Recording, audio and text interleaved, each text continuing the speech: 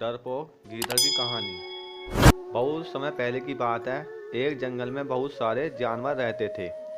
जंगल के बीच में एक बहुत बड़ा तालाब था जहाँ से जानवर पानी पीते थे। इस तालाब के किनारे एक नारियल का बहुत ऊंचा पेड़ था। उस पर बहुत सारे नारियल लग रहे थे। एक बार कुछ गीदड़ पानी पीकर तालाब के किनारे घूम रहे थे। तब ये पका हुआ बड़ा सा नारियल टूटकर पानी में गिर गया, जिससे बहुत जोर से आवाज़ आई, गड़म। गड़म की आवाज़ सुनकर सारे गीदड़ डर गए और वहाँ से भागने लगे। गीदड़ को भागते हुए देखकर एक भालू ने पूछा, क्यों भाग रहे हो? तो गीदड़ ने कहा, गड़म आ रहा है, भागो। भालू भी डर गए और उनके साथ भागने लगे। आगे चलकर उनको एक हाथियों का झुंड मिला। एक हाथी ने पूछा, क्यों भाग रहे हो? तो वो बोले, गड़म आ रहा है, भागो। तो हाथी भी डर गए और भागने लगे। धीरे धीरे गड़म आ रहा है यह सुनकर बहुत सारे जानवर एक साथ भागने लगे। यह जानवरों का झुंड जब शेर के पास पहुंचा तो शेर ने पूछा, क्यों भाग रहे हो? तो उत्तर मिला, गड़म आ रहा है, भागो। जैसे ही शेर ने भागने को तैयार हुआ तो दूसरे शेर ने कहा, तुम तो क्यों भाग रहे हो?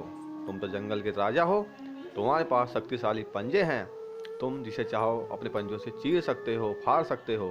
भागने से पहले सच्चाई तो जान लो। इस पर शेर ने एक जानवर से पूछा कि तुम्हें किसने कहा कि गड़म आ रहा है?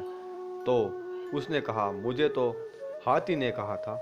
हाथी से पूछा तो उसने कहा, मुझे तो भालू ने कहा था। भालू ने कहा, मुझे तो गीदड़ ने कहा था।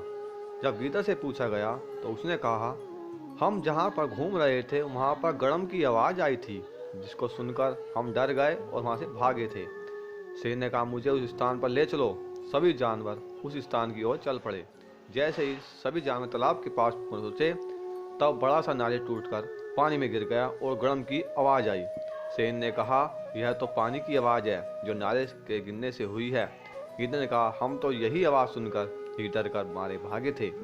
यह सुनकर सारे जानवर जोर जोर से हंसने लगे। शेर ने कहा, आगे से कभी भी किसी सुनी बात पर विश्वास नहीं करेगा। कहानी की सीख।